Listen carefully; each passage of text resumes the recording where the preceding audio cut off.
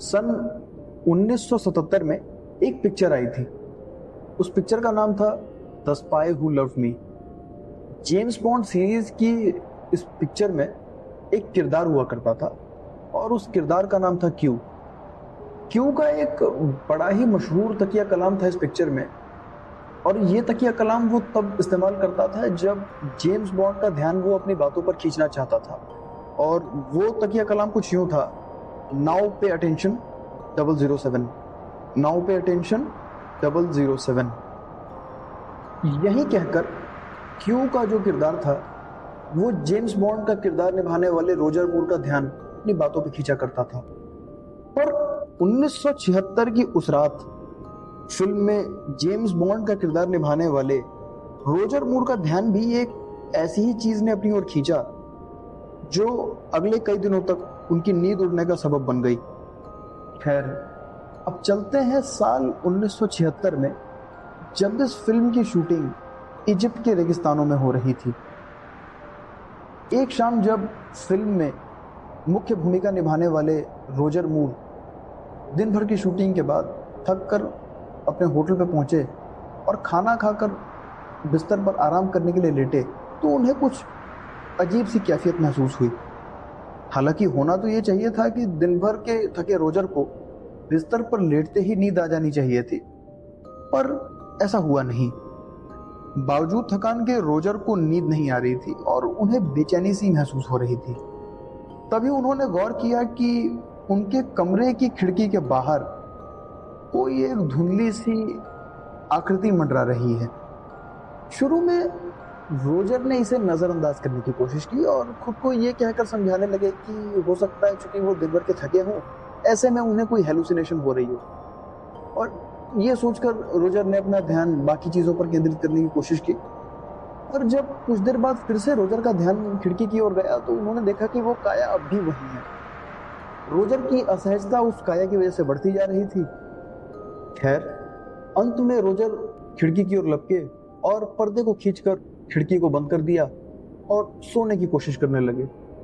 पर रह रहकर उनका ध्यान जो था उस आकृति की ओर जा रहा था और वो असहज हो रहे थे, और इसी असहजता से उनकी रात बड़ी मुश्किल से कटी।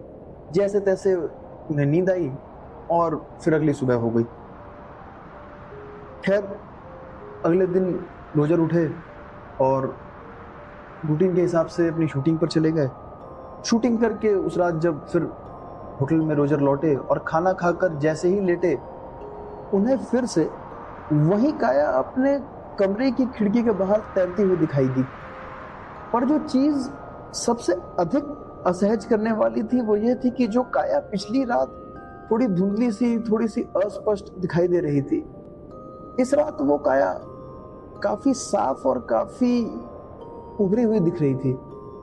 उस काया को देखकर रोजर को कुछ यूं लगा कि जैसे कोई आदमी हो और आदमी अपने हाथों से उस खिड़की के ऊपर थपथपाकर उनसे ये कहना चाह रहा हो कि प्लीज इसे खोलिए।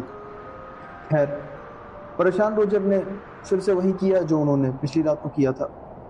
रोजर तेजी से अपनी खिड़की की ओर लपके और लपक कर उन्होंने पर्दे से खिड़की को ढक दिया और बिस्तर पर लेटकर सोने की कोशिश करने लगे।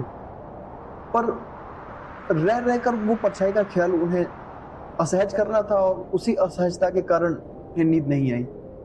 खैर, जैसे तैसे फिर से उन्होंने दूसरी रात भी काटी और अगले दिन सुबह जब वो नाश्ते की टेबल पर बैठे थे तो इसी बीच उनके क्रू के एक साथी वहां पर आए।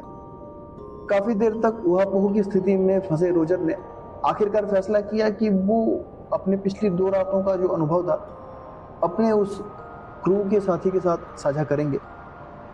झिझकते हुए रोजर ने अपना अनुभव जो था अपने क्रू के उस साथी को बताया, और रोजर की बात को ध्यान से सुनने के बाद के जो साथी थे उन्होंने रोजर को सलाह दी कि वो एक रात और उस काया को अनुभव करें और अगली रात अपने साथ एक बाइबल की कॉपी रखें जिसमें 23वां गीत यानी कि द सॉन्ग ऑफ शेफर्ड को खोलकर अपने सिरहाने रख लें।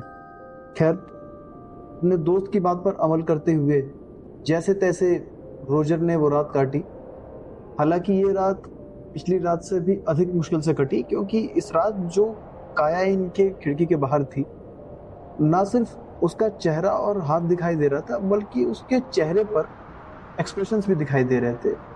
और वो एक्सप्रेशंस मानो कुछ ऐसे थे कि वो जो काया है किसी गहरे दर्द में हो। खैर, नजरअंदाज करते हुए रोजर ने अपनी रात काटी और अपने दोस्त की बात पर अमल करते हुए रोजर बाइबल की प्रति अपने साथ ले आए अपने कमरे में, और उसमें 23वां गीत यानी कि द सॉन्ग ऑफ शेफर्ड वाला पन्ना खोलकर अपने सिरहाने रख लिया और उस परछाई के प्रकट होने का इंतजार करने लगे। परछाई का इंतजार करते करते न जाने कब रोजर नींद की आगोश में फिसल गए, उन्हें खुद पता नहीं चला। और खुशकिस्मती से वो परछाई उस रात नहीं आई। अगले रात भी रोजर ने इसी उपक्रम को फिर से दोहराया और परछाई न सिर्फ उस रात दोबारा फिर कभी प्रकट नहीं हुई। इसके बाद आने वाले कई हफ्तों तक रोजर उसी होटल में रहे, उसी शहर में रहे और रहकर अपनी शूटिंग को सकुशल निपटाकर अपने मुल्क रवाना हो गए। खैर, वो आकृति जो रोजर ने उन रातों में देखी थी वो वाकई कुछ थी या वो सिर्फ रोजर का एक वहम था? आपको क्या लगता है? कमेंट करके अपनी राय हमें जरूर बताइए। शब्बा खैर।